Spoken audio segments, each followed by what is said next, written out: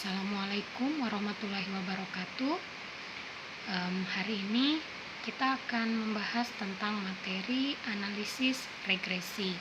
Analisis regresi ini sendiri digunakan untuk mengukur hubungan statistik yang terjadi antara dua variabel atau lebih, di mana salah satu tujuan analisis regresi ini adalah untuk mengetahui seberapa besar pengaruh dari suatu variabel terhadap variabel yang lain. Dalam analisis regresi, kita kenal ada dua variabel, yaitu ada variabel independen, yaitu variabel yang memberikan pengaruh atau variabel yang kita ketahui, dan variabel dependen atau variabel yang dipengaruhi.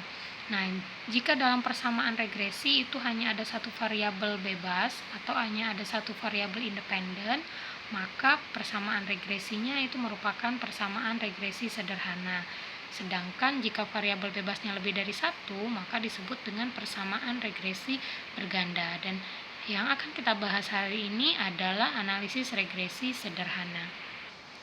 Langsung saja, bagaimana penghitungan analisis regresi sederhana berikut ini akan saya jelaskan, di mana sebelumnya kita harus mengetahui bahwa analisis regresi ini digunakan untuk mengetahui pengaruh dari variabel bebas atau variabel independen terhadap variabel dependennya. Dalam analisis regresi sederhana, maka dapat dibuat persamaan sebagai berikut. Ini persamaan dasar regresi, yaitu Y sama dengan A plus BX, di mana keterangannya Y adalah variabel dependennya, X adalah variabel independen, A itu adalah konstanta, dan B itu merupakan koefisien regresi atau besaran pengaruh dari satu variabel terhadap variabelnya. Untuk mencari jawaban apakah terdapat pengaruh antar variabel, maka kita harus mampu menyelesaikan persamaan regresi Y sama dengan A plus BX, di mana untuk bisa menyelesaikan rumus tersebut, maka kita harus mengikuti langkah-langkah sebagai berikut. Jadi langkahnya adalah yang pertama kita harus mencari nilai A dan B, di mana rumus untuk mencari nilai A itu sama dengan sigma Y dikali sigma X kuadrat dikurang sigma X dikali sigma X kali Y dibagi N, itu adalah total jumlah data ya, banyaknya data, dikali sigma X kuadrat dikurang sigma X yang dikuadratkan. Atau bisa juga dengan menggunakan rumus kedua, dengan catatan berarti kita harus mencari nilai B terlebih dahulu. Adapun rumusnya adalah A sama dengan sigma Y dibagi N dikurang B dikali sigma X dibagi N, di mana N itu merupakan banyaknya data ya. Oke, kemudian bagaimana rumus mencari nilai B atau nilai koefisien regresinya? Rumusnya B sama dengan N dikali sigma XY dikurang sigma X dikali sigma Y dibagi N dikali sigma X kuadrat dikurang sigma X yang dikuadratkan. Oke, supaya lebih paham, berikutnya kita lihat bagaimana contoh perhitungan untuk menyelesaikan persamaan regresi. Jadi ada contoh, misalnya kita sudah mengambil sampel secara acak tentang bagaimana pengaruh lamanya belajar terhadap nilai ujian mahasiswa. Nah, maka di sini nilai ujian itu merupakan variabel dependennya atau variabel yang dipengaruhi atau variabel Y, di mana nilai ujiannya ada 40, 60, 50, 70, 90, sehingga total Y atau sigma Y-nya sama dengan 310. Kemudian lamanya belajar kita anggap itu per jam ya, per minggu, jadi ada 4 jam, 6, 7, 10, 13, sehingga total X-nya adalah 40. Sehingga bagaimana penyelesaiannya? Nah, berikut langkah-langkahnya. Yang pertama, karena yang akan kita cari itu adalah nilai A dan nilai B, rumusnya tadi sudah diketahui, maka untuk mencari nilai A itu kita harus cari dulu total X kuadrat, kemudian juga total X dikali Y. Maka kita buat tabel, ini nilai ujian, atau nilai Y tadi, kemudian ini lama belajarnya atau nilai X-nya, kemudian X kuadrat kita cari. Berarti X kuadrat itu lama belajar yang dikuadratkan. Yang pertama X kuadratnya 4 kuadrat, berarti 4 kali 4 16. Yang kedua 6 kuadrat, 6 kali 6 36 dan seterusnya. Sehingga kalau kita totalkan, total X kuadratnya itu sama dengan 370. Kemudian yang berikutnya cari nilai X kali Y. X kali Y berarti nilai ujian dikali lama belajar. Yang pertama nilai ujiannya 40 dikali lama belajarnya 4. 40 dikali 4 sama dengan 160. Kemudian X kali Y yang kedua 60 dikali 6 sama dengan 360. Lakukan sampai selesai sehingga kalau kita totalkan sigma X kali Y-nya itu 160 tambah 360 dan seterusnya sehingga totalnya adalah 2740.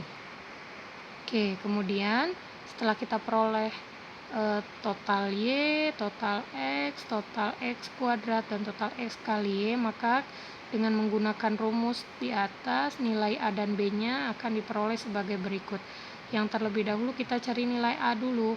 A sama dengan sigma Y dikali sigma X kuadrat.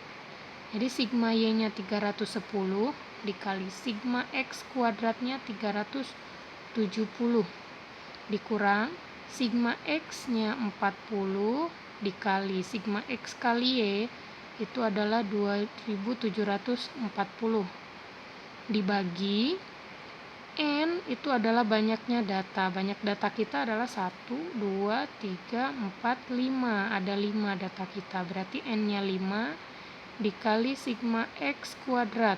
Sigma X kuadratnya tadi 370 dikurang sigma X yang dikuadratkan. Berarti sigma X-nya adalah 40, kita kuadratkan.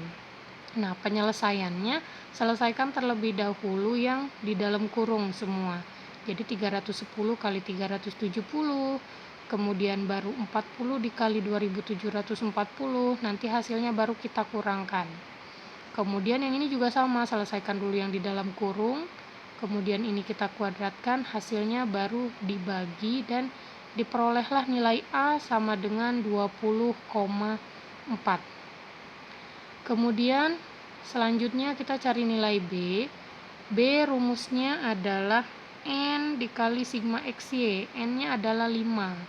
Banyaknya data kita adalah 5. Dikali sigma XY itu adalah 2740. Maka ini kita selesaikan dulu yang dalam kurung ya. Baru dikurang sigma X-nya 40 dikali sigma Y-nya 310. Ini juga kita selesaikan dulu yang di dalam kurung. Dibagi N-nya tadi banyaknya datanya adalah 5 dikali sigma X kuadrat. Sigma X kuadratnya adalah 370. Berarti 5 kali 370 diselesaikan dulu berapa hasilnya. Kemudian dikurang sigma X yang dikuadratkan. Berarti sigma X-nya 40 dikuadratkan ya. Nah, setelah selesai yang di dalam kurung baru nanti dibagikan hasilnya sehingga diperoleh nilai B itu sama dengan 5,4. Nah, jika kita sudah memperoleh nilai A dan B, kita masukkan ke persamaan regresi sederhananya. Jadi Y sama dengan A-nya 20,4 ditambah B-nya 5,4 X. Jadi Y sama dengan 20,4 plus 5,4 X. Selanjutnya, apa makna dari persamaan regresi ini? Nah, maka pembahasannya adalah kita sudah memperoleh nilai konstanta sebesar 20,4. Nilai konstanta 20,4 ini artinya adalah jika tidak ada variabel X atau lama belajarnya itu adalah 0, maka nilai ujian yang diperoleh mahasiswa itu akan tetap sebesar 20,4. Nah, sedangkan nilai B atau koefisien regresi atau besarnya pengaruh ya dari variabel X terhadap variabel Y itu nilainya sebesar 5,2. Artinya apa? Artinya positif ya, positif 5,2. Artinya semakin tinggi atau semakin lama proses belajar, maka nilai ujiannya itu akan semakin tinggi atau semakin meningkat.